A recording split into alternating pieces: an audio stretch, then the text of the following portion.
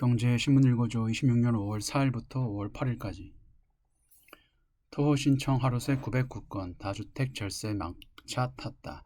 서울 집값 6주째 0.1%대 상승, 강남 빼고 다 올라. 고가주택 많은 서초 52% 증가, 증여 매물도 3개월 만에 최대, 강서구동 15억 이하 강세 여전, 중과 후에도 중저가 지역 오를 것. 5월 9일 다주택자 양도소득세 중과 유예 종료를 앞두고 토지거래 허가 신청이 급증하고 있다.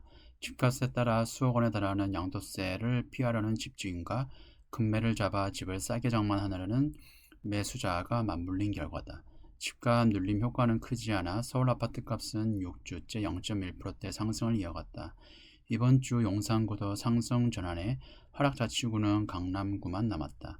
전문가들은 고가주택이 많은 강남권에서는 매물 잠김으로 한동안 거래가 뜸해질 수 있다고 내다봤다. 토지거래 허가 신청 등 거래가 크게 늘었지만 집값은 상승세를 이어갔다. 서울 아파트가 이번 주 0.15% 올라 지난주 0.14%보다 오름폭이 커졌다. 강남구는 마이너스 0.04%로 11주째 내렸다. 전문가들은 다주택자 중과 이후에도 중저가 지역 중심으로 상승세가 계속될 것이라 내다봤다.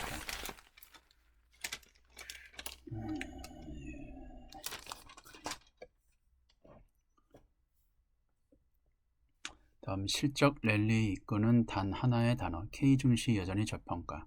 S&P 500, 니케이, PER 20배 넘는데 코스피 8배 불과. AI발 반도체 슈퍼사이클 순항 3전 올 영업이익 332조 전망. 한 달 전보다 100조 넘게 늘어. 코스피 보수적 예상치가 8,700, 연내 1만 피 가능성도 제기. 코스피 7,000 전망이 나오기 시작한 건 지난해부터다.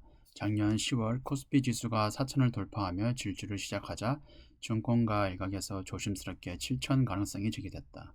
하지만 수년 뒤에나 가능한 파격적인 숫자라는 냉소적 의견이 대부분이었다. 올해 초 정치권에서 선진국의 선행 주가 수익 비율 PER과 주가 순자산 비율 PBR을 적용하면 7,000 돌파도 가능하다는 말이 나올 때도 시장은 반신반의했다. 6일 코스피 지수가 그 의심과 불안을 딛고 마침내 꿈의 숫자 7,000을 뚫었다.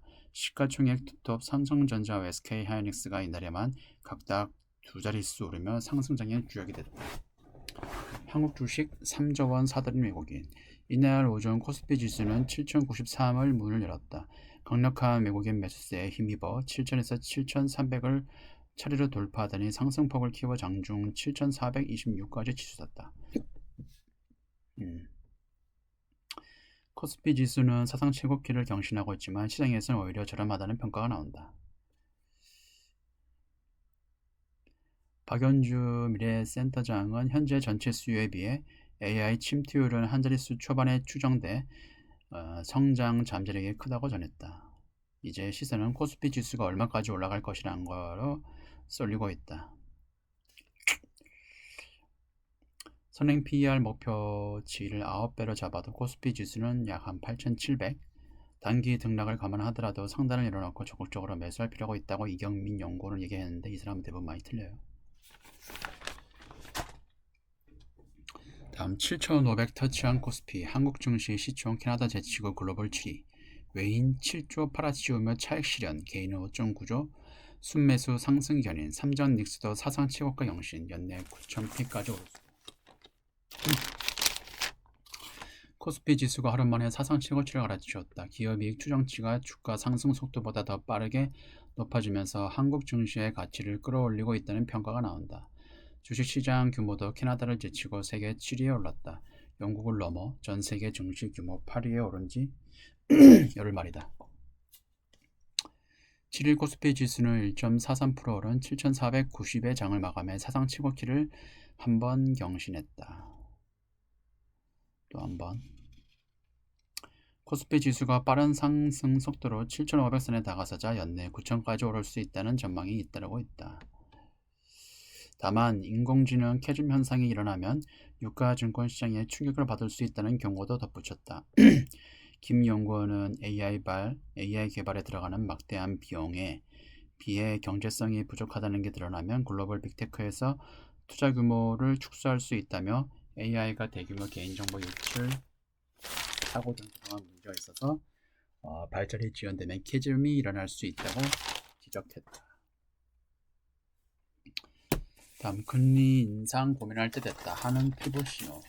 유상대 한은 부총재 중동발 이후 첫 인상 시사. 경제 성장률 전쟁 이후에도 2%보다 낮아지지 않을 듯. 물가는 2.2%보다 높아질 상황. 3년 만기 국고채 금리 급등. 이달 금통위 점도표의 촉각. 금융통화위원회인 유상대 한국은행 부총재가 금리 인상을 고민할 때가 됐다고 말했다. 중동 전쟁 이후 금통위원이 공개 석상에서 금리 인상을 직접적으로 언급한 것은 처음이다. 유 총재는 중동 전쟁에도 한국 경제가 크게 성장한 반면 물가는 상승세를 보이는 점을 근거로 들었다. 한은 부총재가 기준금리 인상을 언급한 배경에는 깜짝 경제 성장세가 있다. 한은이 지난달 23일 발표한 1분기 국내 총생산 증가율은 전분기 대비 1.7%로 5년 6개월 만에 가장 높았다. 깜짝 성장을 주도한 수출은 4월에도 859억 달러로 작년 동기 대비 48% 급증하며 호조세를 이어갔다. 한은은 금리 인상을 시사하자 이날 국고채 금리는 일제히 상승했다. 서울 채권 시장에서 3년 만기 국고채 금리는 전 거래일 대비 0.02%포인트 급등한 연 3.615%의 거래를 마쳤다. 증권가에서는 한은이 하반기에 최소 1회, 많게는 2회까지 기준금리를 인상할 수 있다고 내다봤다.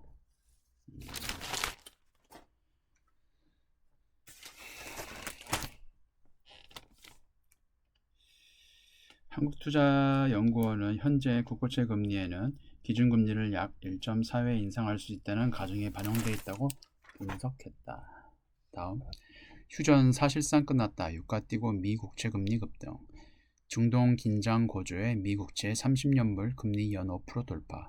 미국 프로젝트 프리덤 돌입하자 이란, UAE에 이란 미사일 쏘며 반발. 30년물 금리 주담대 등과 연동 BOA 5% 넘으면 파멸 경고.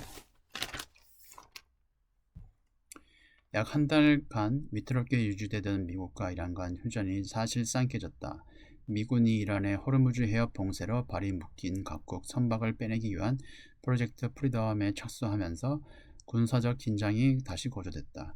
시장도 요동쳤다. 국제 유가가 급등해 인플레이션 우려가 재점화됐고 미국 30년 만기 국채 금리는 심리적 마지노선인 연 5%를 넘어섰다.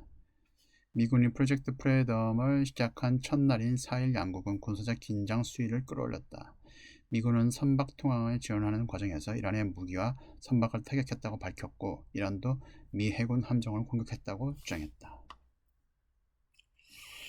CNBC에 따르면 이날 오후 3시께 30년 만기 미국채 수익률은 전장 대비 0.06%포인트 오른 연 5.02%를 기록했다.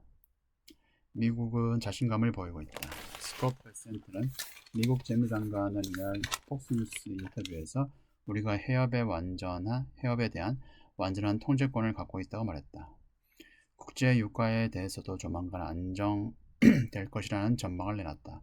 이란 전으로 인한 원유 공급 부족 규모가 하루 800에서 1000만 배럴, 호르무즈 해협을 통과하는 유조선 한 척이 실을 수 있는 원유는 약 200만 배럴이다.